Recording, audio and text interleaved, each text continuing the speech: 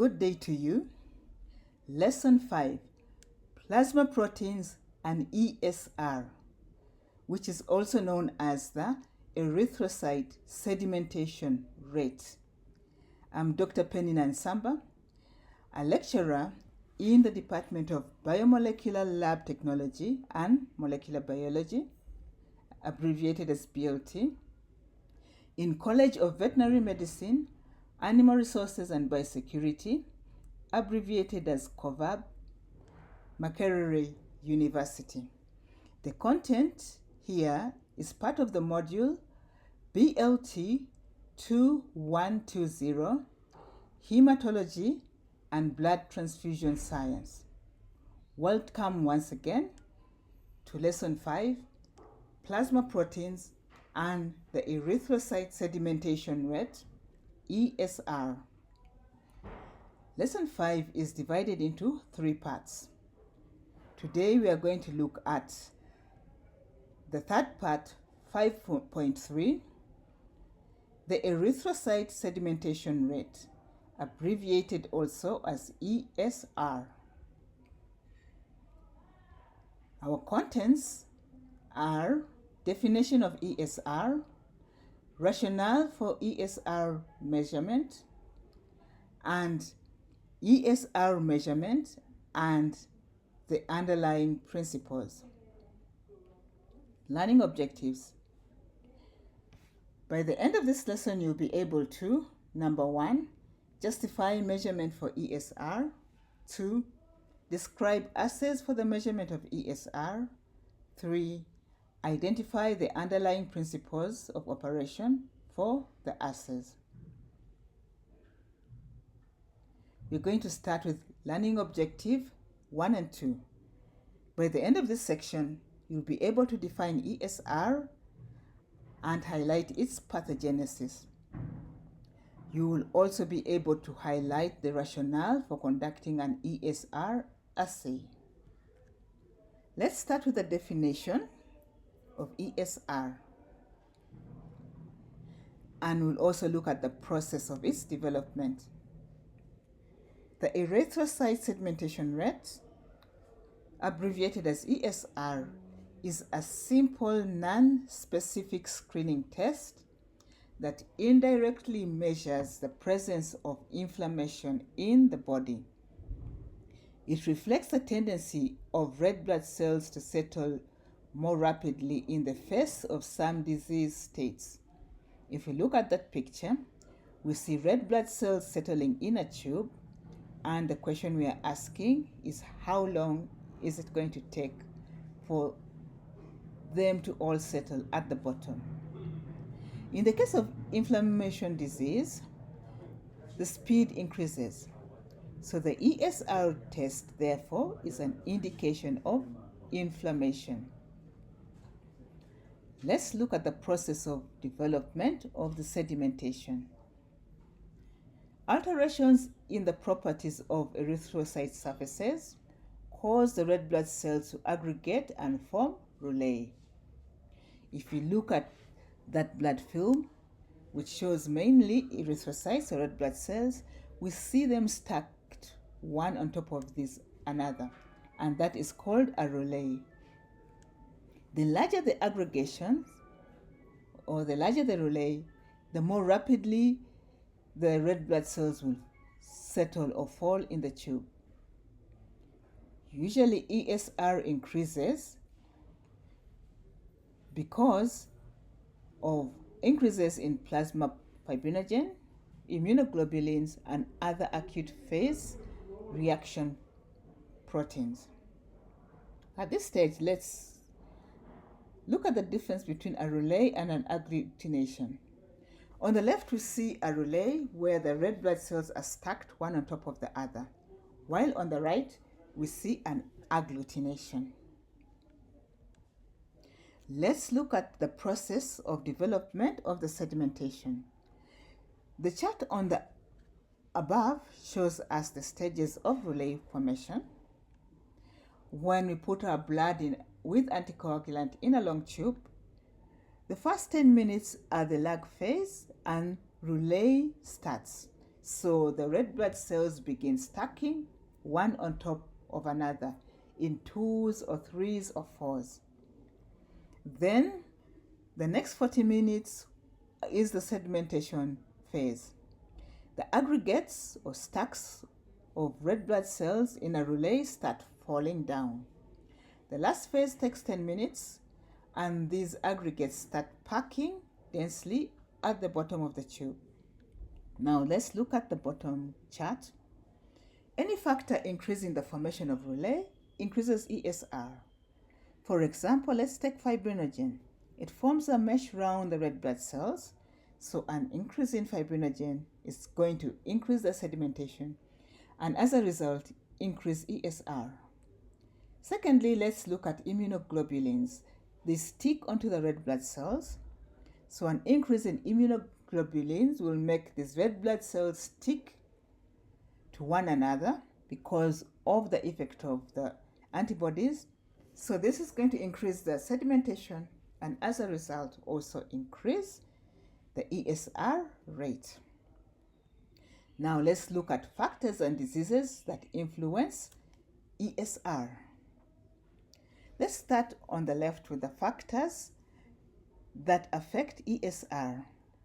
These include the levels of fibrinogen, levels of globulin, we've just seen these effects, relay formation, settling of RBCs, technical factors, and the mechanical factors, which may include things like the length of the vessel, the tube you're using, its diameter, whether it's put perpendicular, and so on, among other things. But also the size and the shape of the RBCs affect ESR. Now, on the right, we are going to look at the conditions where ESR is increased. The conditions where the erythrocyte sedimentation rate is increased. In rheumatoid arthritis, we see an increase in fibrinogen and immunoglobulins, so naturally ESR is increased. In infection, for example, TB, wound sepsis, sepsis after surgery, again, there's an increase in fibrinogen and immunoglobulins, increasing the ESR. Anemia. So in some cases of anemia, the charges on the red blood cells are decreased, and in this case, if you look at macrocytosis, where there's an increase in the size of the red blood cells, there is a smaller surface to volume ratio, which actually allows them to aggregate faster, increasing the rate of sedimentation, increasing ESR. In multiple myelomas, we have increased globulins, increasing the ESR. In Waldenstrom macroglobulinemia, again, increased globulins, increasing ESR. Now let's flip the coin over and look at conditions where there's a decrease in the sedimentation of red blood cells, and so we shall say the ESR is decreased. Polycythemia. There is dehydration, so there's less plasma protein. This decreases the charge on the red blood cells, and the rate of the sedimentation is decreased, so ESR is decreased. Hyperviscosity. It may be due to, again, dehydration or an increase in albumin. So it decreases on the charges on the red blood cells, decreasing the rate at which they can sediment. Anemias, they change the charge on the red blood cells. And if we look at the altered shape, so some anemias present with altered shape, like sickle cell anemia, spherocytosis, where the red blood cells are actually very large and round. The charge is decreased, so the rate at which they sediment is also going to be decreased. And in macrocytosis, where we have smaller red blood cells, there will be slow formation of relay, decreasing the rate of sedimentation of the blood cells, causing a decrease in ESR. Now let's look at learning objective 3, where we are going to describe ESR measurement and identify the underlying principles of operation.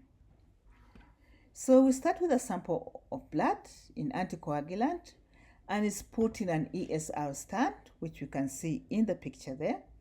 The ESR stand consists of narrow vertical tubes.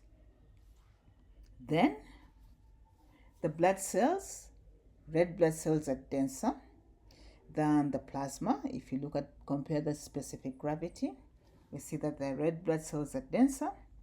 So they'll begin settling gradually by gravity towards the bottom of the tube. After 15 minutes, we begin to see a column of plasma. After 30 minutes, that column of plasma is even much longer. So the rate at which this column of plasma grows as the red blood cells sediment is the ESR, erythrocyte sedimentation rate. After 1 hour, we can record, and we shall have a recording in millimeters per hour, and that's the ESR, erythrocyte sedimentation rate in millimeters per hour. Now let's look at the different methods of measuring ESR. There are actually two. We start with the Winthrop method. On the right, we see a picture of a Winthrop stand, and the one in the middle has got blood sedimenting. The anticoagulant used in this method is EDTA in purple tops, and the Winthrop method presents a dual purpose. It can be used for both ESR and PCV. It's a narrow glass tube closed only at one end, and its length is 11 centimeters. It is 11 centimeters because we want to use it for PCV, and PCV cannot go beyond 100% or the 10 centimeters. It has a diameter of 2.5 millimeters, and it can take 0.7 to 1 ml of blood. So after we fill in our blood, how do we read? There's a scale on the left. It is in the darker text, used for ESR, and then there's one on the right in lighter text that's used for PCV. The one for ESR, if you can look at it at close magnification, starts from 0, 1, and goes right to the bottom. It would be 10, because our tube is 11 centimeters. The one for PCV starts with 10 and decreases 9, 8, and ends at 0. So we're going to take a reading after 1 hour. The one on the left will give us the ESR, while the one on the right will give us PCV. So whereas the Winthrop is dual purpose, it's not very accurate, and it has been discarded. The second method is the Westergreen method. It has been adopted by many labs. 3.2% sodium citrate is the anticoagulant. It's in a blue top. So again, it's more accurate than the Winthrop tube method. The glass can be plastic. The tube can be plastic or glass. It is recommended as the gold standard. The ratio of blood to anticoagulant should be 4:1, and the tube is open at both ends. It is 30 centimeters in length, 2.5 millimeters in diameter, so it's about 3 times the length of the Winthrop tube.